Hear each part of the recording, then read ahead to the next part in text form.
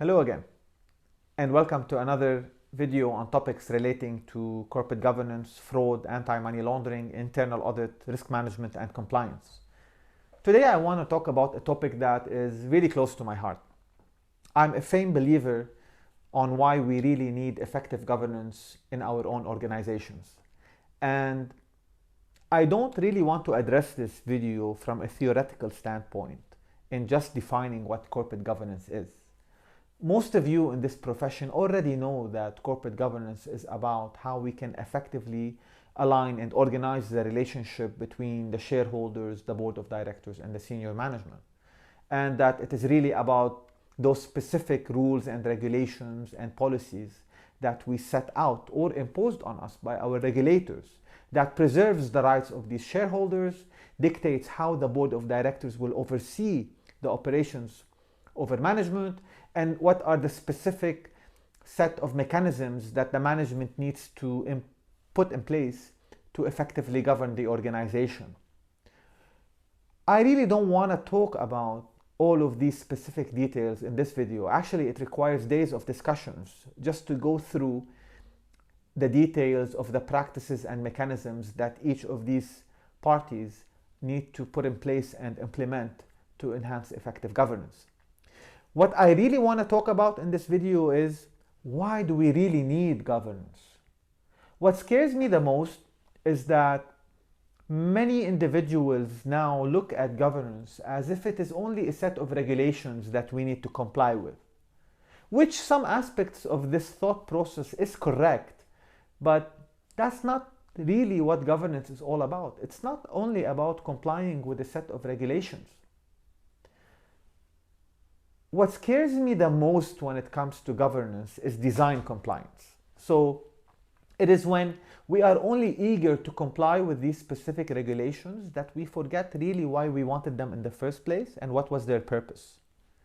And the purpose of governance really is to tame the beast. And what is the beast when it comes to organizations? Each of the parties that I have mentioned, the shareholders, the board of directors, and the management, they have somehow similar objectives. The shareholders want to maximize on their investments, the board of directors wants to maximize on capital, and the senior management, they also want to maximize on profitability, hence enhancing their salaries, enhancing their bonuses, and different types of remunerations that they might get. While they all have the similar objective, the beast is the overall tendency towards ever-ending growth and profitability, which is kind of normal. It will come in nature that all of these parties, they just want to grow and achieve more profit. Now, this is where governance comes into place to tame that beast in the best interest of all of these parties and other stakeholders. Who are all these other stakeholders? You have the organization's employees, you have the suppliers, the regulators, even the environment are considered as stakeholders of that specific organization. And the more that I am capable of setting these governance practices that ensure this organization, all of its stakeholders are properly taken care of, I will be able to take care of the board, the shareholders, and the senior management. Therefore, I really don't want organizations to be put in a situation where they meet all the governance criteria, yet they are really failing on what governance is really all about, and taming that beast to ensure effective growth in the short term and the long term, to ensure sustainability. So basically, to ensure that the organizations and the shareholders have the long-term benefit of seeing their investments grow and become better and safer in the best ways possible.